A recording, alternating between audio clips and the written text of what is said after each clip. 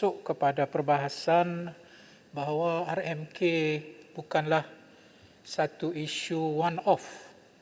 Ia merupakan perjalanan pembangunan negara yang melibatkan kos dan juga diperincikan di dalam bajet yang seharusnya menterjemahkan segala apa yang digariskan di dalam RMK. Oleh itu adalah sangat penting, bukan sekadar kita membahas, tetapi perlu kita menilai, perlu kita membuat postmortem sejauh manakah kejayaan RMK sebelum ini.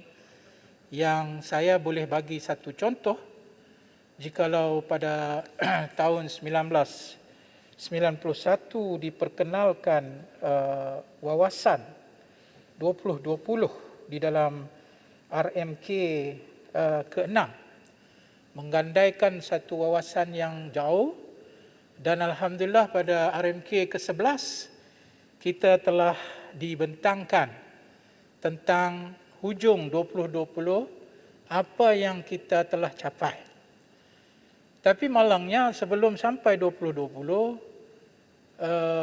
satu lagi inisiatif dibuat, iaitu TN50, kerana menggandaikan bahawa pada RMK ke-11 kita tidak akan capai kepada apa yang dihasratkan, khususnya apabila melihat cabaran, 9 cabaran yang digariskan di dalam wawasan 2020 Tuan Speaker. Oleh itu, saya mengambil contoh ini mengandaikan bahawa bayangkan daripada tahun 90 hingga kepada 2020, tiba-tiba kita dapati tidak tercapai hasrat untuk melakarkan RMK yang telah dibuat sejak RMK 6. Buktinya, pada tahun 2020, kita telah melihat kebobrokan demokrasi yang berlaku di dalam tanah air kita. Kita melihat bagaimana teras utama negara tidak dipelihara dalam konteks undang-undang. Sedangkan wawasan 2020 yang diandaikan sejak RMK 6 telah meletakkan, mau melahirkan sebuah masyarakat yang lebih toleran, demokratik. Tetapi apa yang kita hadapi hari ini, kita telah ditiup dengan semangat masyarakat yang semakin berleluasa pada tahap tertentu menggunakan isu-isu perkauman dan agama, dan jauh sekali lah mencapai cabaran yang digariskan di dalam wawasan 2020. Nah, itu satu contoh. Jikalau tidak kita melakukan satu postmortem yang mendalam, maka beginilah keadaan kita, Tuan Speaker. Kita akan berbincang, kita akan berbahas, tetapi tidak ada di sana penilaian, pencapaian. Bayangkan, kalau sejak RMK 6 hingga 2020, sudah berapa triliun yang dibelanjakan. Termasuklah di dalam RMK ke-12 ini, kita akan belanja hampir 400 bilion. Itu persoalan awal saya yang saya ingin kemukakan. Yang kedua, saya ingin fokus kepada cabaran yang kita akan hadapi dalam pelaksanaan RMK ini. Iaitu kita melihat bahawa satu perkara yang kita akan hadapi, cabaran secara teknikal, cabaran secara taktikal, tapi saya memilih untuk berbahas cabaran fundamental. Perkara yang sangat teras yang menjamin kejayaan mana-mana perancangan pembangunan negara 5 tahun daripada sekarang.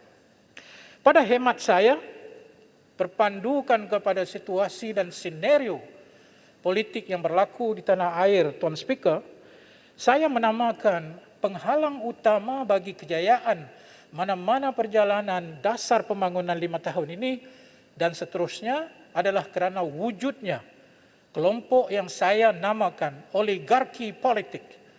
Oligarki politik yang merupakan sebilangan kecil manusia yang menentukan perjalanan politik serta mempunyai pengaruh yang besar dan kadang-kali disebut sebagai golongan elit politik.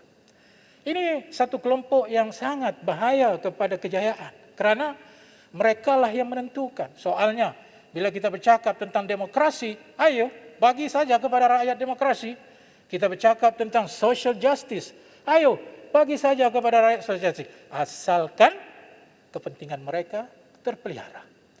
Bagi saya ini adalah satu halangan yang besar untuk kita mencapai, dan kita sudah sedia maklum wujudnya golongan hari ini yang memudahkan golongan oligarki ini berkuasa apabila ada orang yang sedia dan rela dirinya menjadi komoditi untuk dijual beli.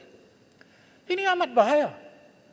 Selagi ada kelompok yang menyediakan dirinya untuk dijual beli, kelompok oligarki akan sentiasa memastikan cita-cita untuk menjaga demokrasi dan juga teras utama negara ini akan terhalang. Sebab itu, Tuan Speaker, saya melihat bahawa usaha Pakatan Harapan untuk menerima persefahaman sebenarnya adalah satu usaha yang murni. Ia bukan di atas apa juga alasan untuk kepentingan jawatan, apatah lagi kedudukan. Ia sekadar satu kepentingan untuk memastikan golongan oligarki, elitis politik yang selama ini menguasai, supaya kita meletakkan dan mengutamakan prinsip demokrasi, prinsip perundangan negara agar dapat kita utamakan dan agar dapat kita pelihara.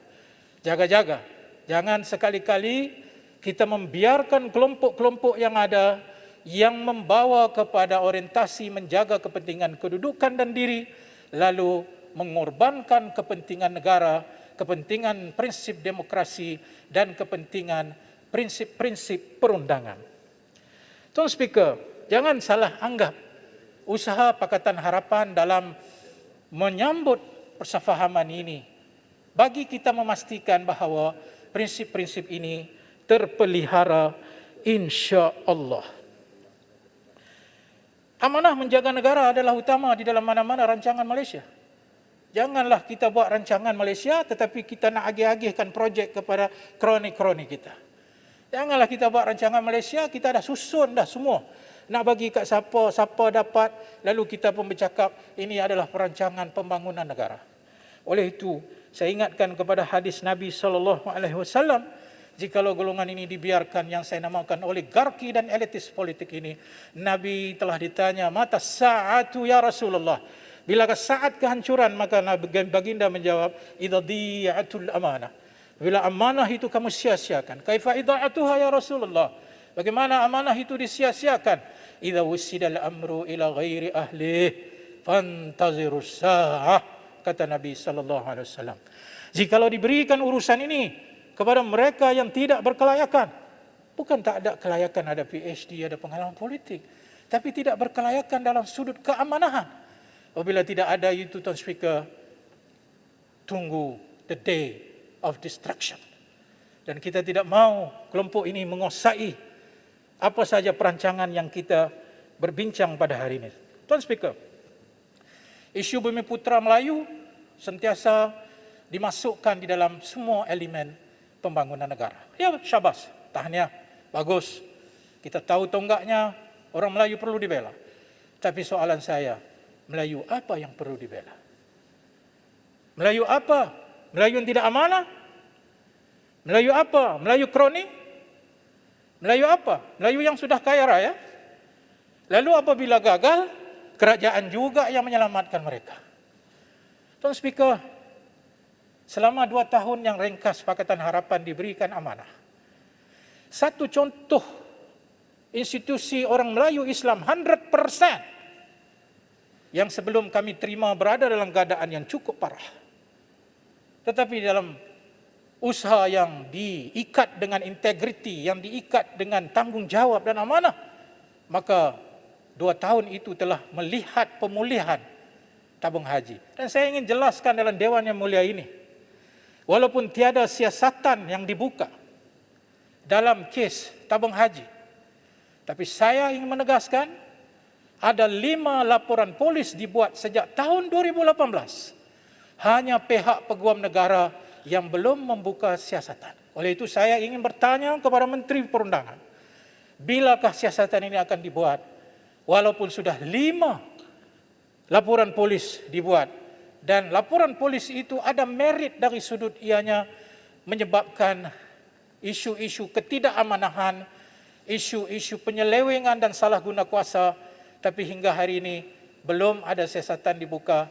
Saya mohon supaya dibuat dan dibuka siasatan oleh pihak peguam negara agar isu Melayu Islam kita nak ajar mesti mengikut integriti dan amanah, barulah orang Melayu, orang Islam boleh maju ke hadapan. Tuan Speaker, bagi mengakhiri ucapan ini, saya tidak akan ketinggalan untuk menyebut isu mampan di dalam RMK ke-12 ini. Isu mampan ini saya ingin bertanya, sejauh manakah secara holistiknya kita bercakap tentang pembangunan mampan, tetapi dalam konteks investment, dalam konteks pelaburan, apakah indikator kemampanan itu diambil kira? Apa yang hari ini dinamakan sebagai pelaburan ESG, yaitu Environmental, Social, and Governance. Kita bercakap tentang kemampanan, tetapi pelaburan yang merosakkan alam sekitar. Pelaburan yang tidak menghormati hak asasi manusia dan pekerja. Pelaburan yang tidak menghormati isu governance. Maka bagaimana pelaburan-pelaburan ini boleh kita biarkan, lalu kita bercakap tentang kemampanan. Saya tidak melihat di dalam mana-mana ucapan Perdana Menteri akan ESG, Environmental, Social and Governance Investment, yang sebenarnya merupakan satu pandangan holistik kepada pemacuan ekonomi yang berteraskan kemampanan. Perdana Menteri yang baru punya cabaran yang besar, hapuskan oligarki politik yang menekan dan juga harus menjadikan orang Melayu dalam konteks perjuangan, orang Melayu dalam konteks kita memberikan peruntukan berasaskan kepada amanah, integriti. Innallaha ya'muru bil adli wal ihsan wa ita'i dzil qurba wa yanha 'anil fahsya'i wal munkar ya'izukum la'allakum tadhakkarun. Wassalamualaikum warahmatullahi wabarakatuh. Sekian Tuan Speaker. Waalaikumsalam.